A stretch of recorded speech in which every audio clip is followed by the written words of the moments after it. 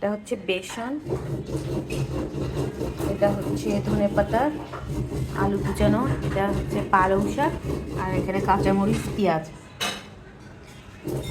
এখন এখানে আমি একটু গরম গরম তেল দিব, ধনেপাতা এবং কিছু আলু।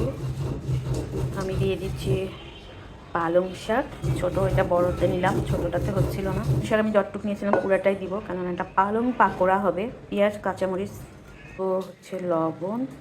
এখানে আমি দেবো একটা আমার বাসায় বানানো গরম মশলা পাউডার, খুবই সামান্য, সামান্য একটু মরিচ পাউডার দেবো, একটু হলুদ পাউডার ও ডিম।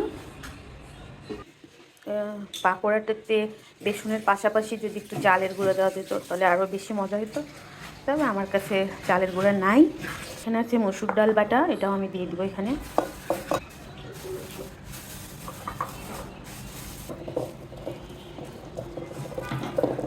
এই যে মাখানোর পর